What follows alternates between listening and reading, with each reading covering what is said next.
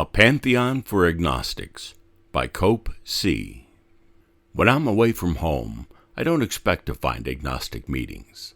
A number of my favorite groups are prayerful, and I'm generally okay with some spirit. My agnosticism doesn't weigh too heavily. It's as vague as my religious upbringing.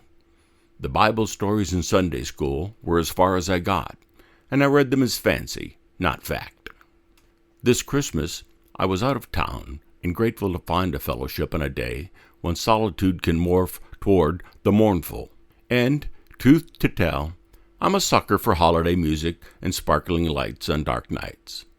The ancient pagans agreed. They gathered evergreen boughs at solstice to assure themselves the long winter would end. The meeting I happened on was of the down and dirty sort, with some serious strugglers and not much easy banter.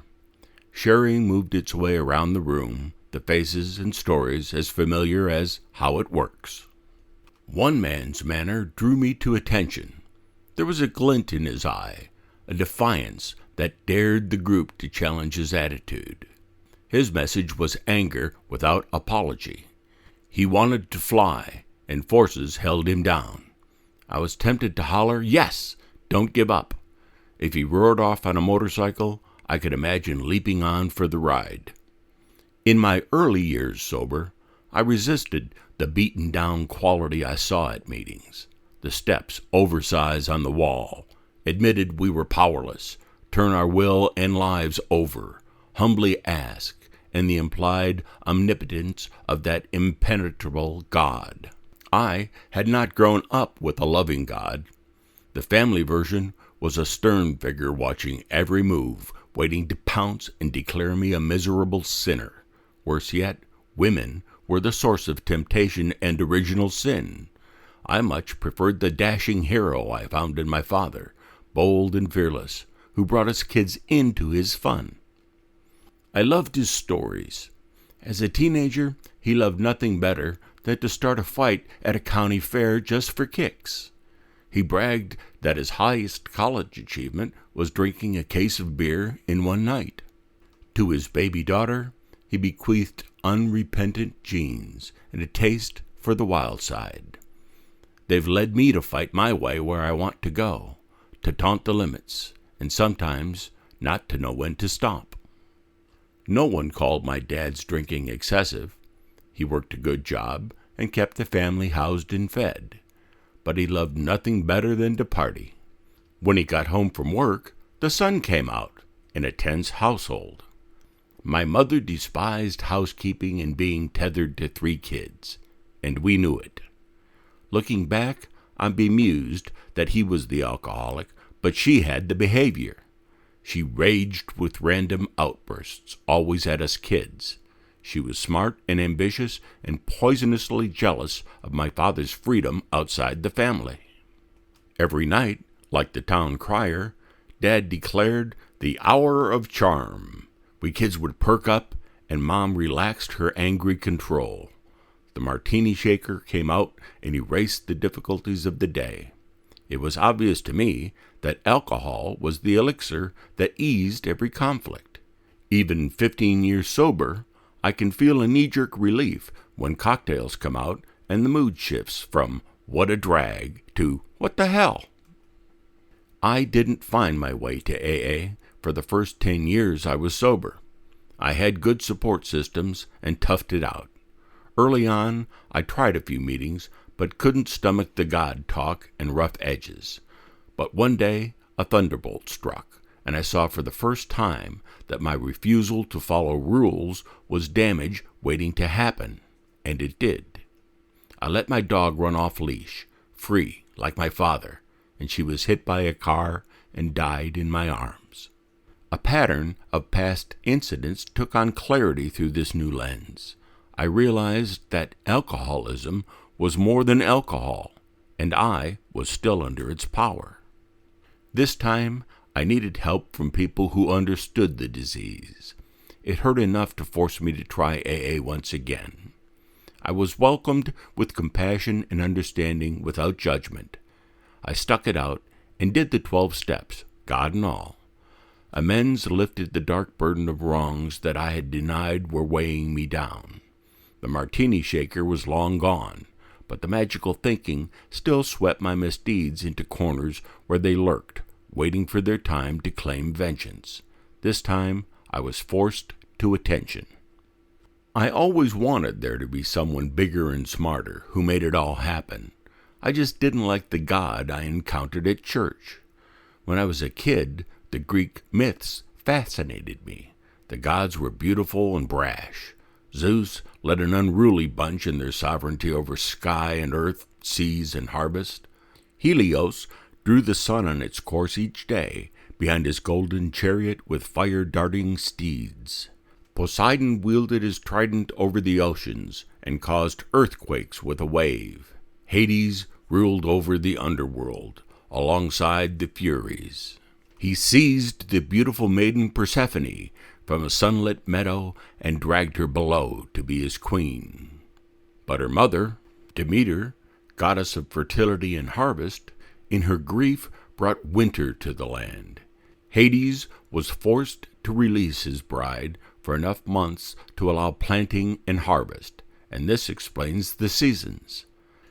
Dionysus, god of the vine, grape harvest, and yes, ritual madness, led his followers with wine, song, and dancing into the ecstasies of religious mysticism. The Greeks had a story to explain every mystery of the natural world and the foibles of human nature. Larger than life, the gods and goddesses were still achingly human. Jealousy and rage, love and longing played out in their beautiful landscapes. No matter the human failing, it was made epic in the Pantheon.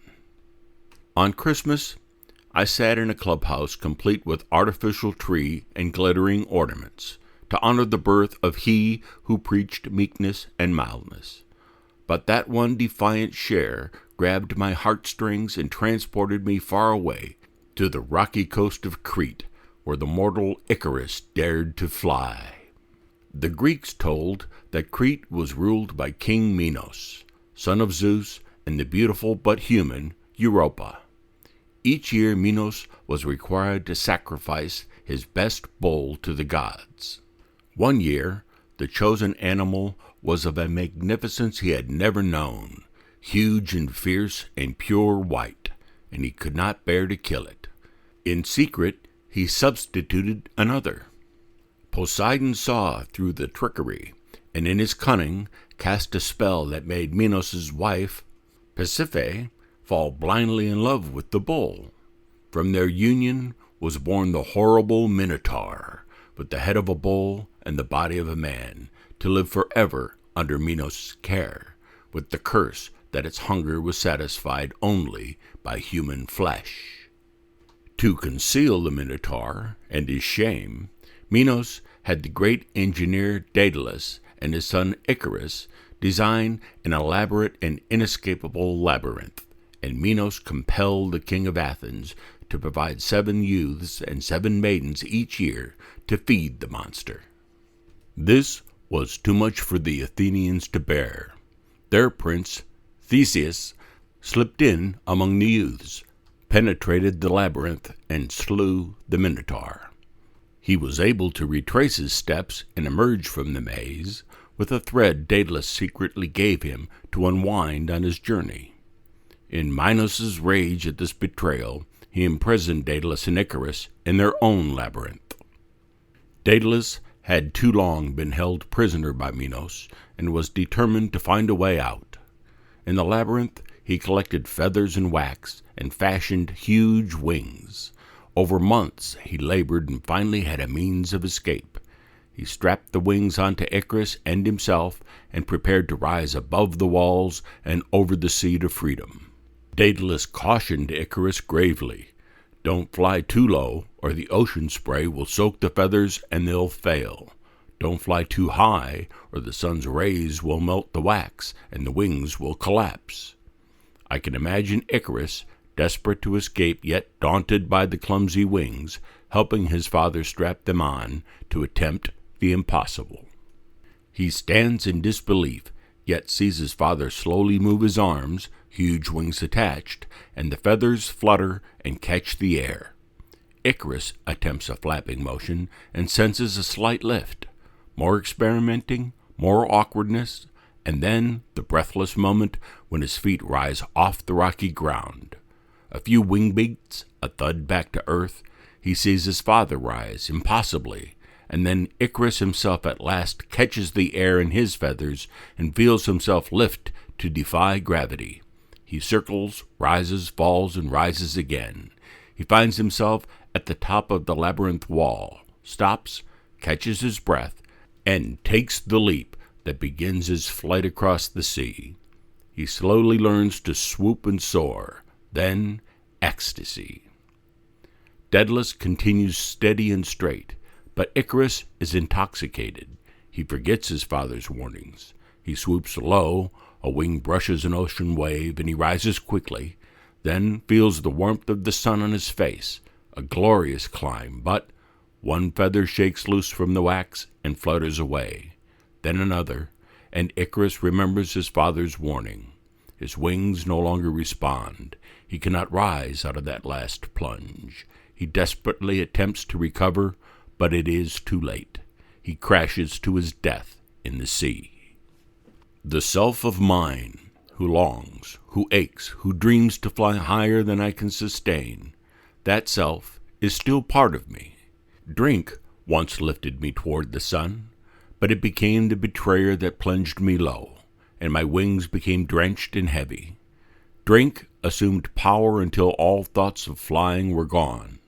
It took years to find my way back to where I was content simply to walk, one step after another, grateful to be on the ground. I still dream. I do not want meekness in my sobriety. I want to live as big as I can. Icarus still yearns in my own heart. Is that a defect of character? Or can I honor that daring and reckless side? Learn to harness that energy for better uses and not crash? Better yet, not drag those I love down with me.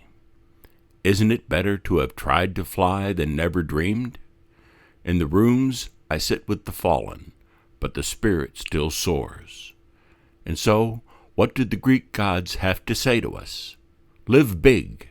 Know your magnificence. Love and long. Don't judge. See the beauty in failure. Teach through stories and our shared wisdom. It's a beautiful world, and we're a part of it. Let the fellowship celebrate the great sweep of humanity.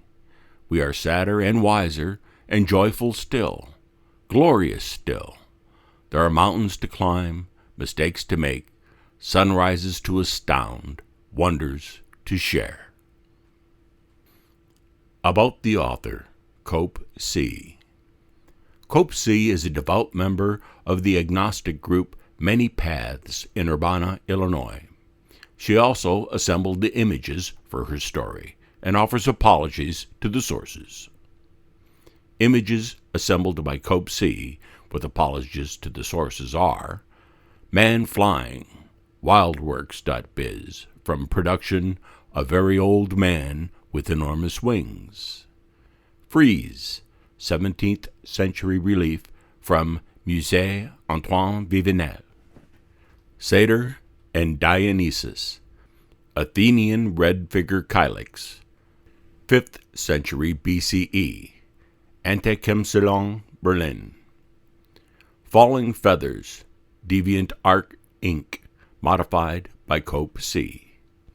The original print version of this story, A Pantheon for Agnostics, by Cope C., may be found by going to the website aabeyondbelief.com, and you'll find it in the Personal Stories section, dated February 19th, 2017.